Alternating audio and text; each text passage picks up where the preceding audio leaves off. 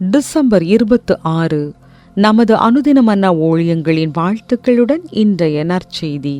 கிறிஸ்துமஸ்க்கு அடுத்த நாள். இன்றைய வேதாகம பகுதி லூக்கா 2:15 முதல் 20 வரையுள்ள வசனங்கள்.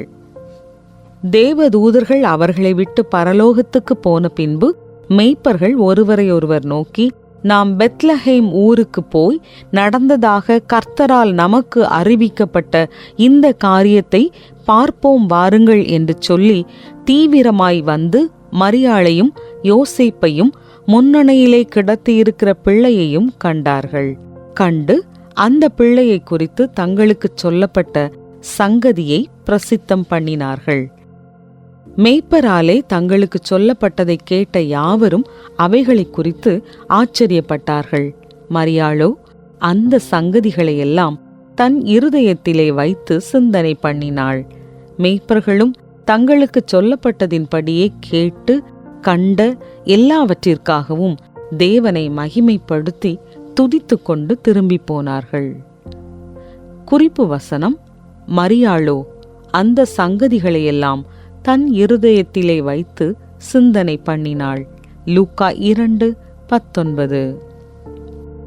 கிறிஸ்துமஸ் தினத்தின் மகிழ்ச்சிக்கு பிறகு அடுத்த நாள் கொஞ்சம் மந்தமாவதாக நான் உணர்ந்தேன். கிறிஸ்துமஸ் தினத்தன்று நாங்கள் இரவு முழுவதும் நண்பர்களுடன் தங்கியிருந்தோம். ஆகையால் சரியாக தூங்கவில்லை. பின்னர் நாங்கள் வீட்டிற்கு திரும்பிச் செல்லும் போது எங்கள் கார் பழுதடைந்தது. பின்னர் பனியும் பெய்யத் தொடங்கியது.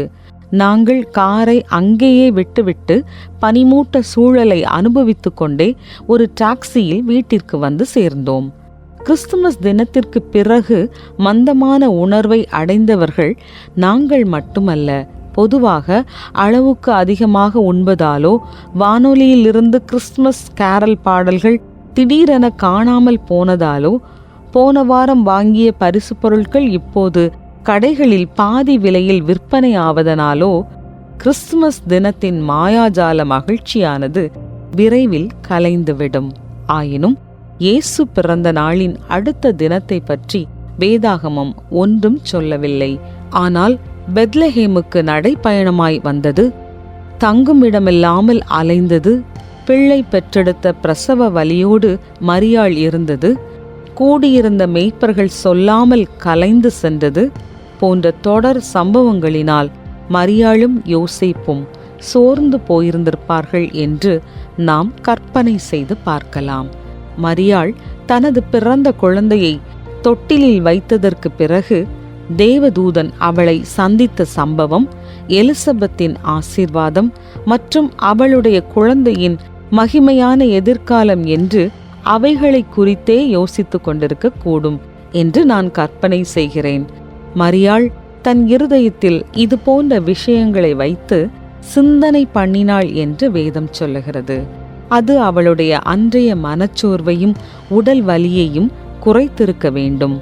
ஒருவேளை நம்முடைய கிறிஸ்துமஸ் கொண்டாட்டத்தின் அடுத்த நாள் வெறுமனே கழிகிற நாளாய் இருக்கக்கூடும். ஆனால் அந்த நாளில் நாமும் மரியாளை போலவே நம் உலகத்திற்கு வந்த கிறிஸ்துவை பற்றி சிந்திப்பதன் மூலம் அவருடைய பிரசன்னத்தால் நிறைவோம். நீங்கள் எப்போது உங்கள் ஆவியில் பலவீனமாக உணர்ந்தீர்கள்? இயேசு உலகிற்கு கொண்டு வந்த அனைத்தையும் இன்று நீங்கள் எவ்வாறு சிந்திக்க முடியும்? அன்புள்ள இயேசுவே, எங்கள் இருண்ட உலகில் நுழைந்ததற்காகவும் உமது பிரசன்னத்தால் என் நாட்களை என்றென்றும் பிரகாசமாக்குவதற்காகவும் நான் உம்மை துதிக்கிறேன்.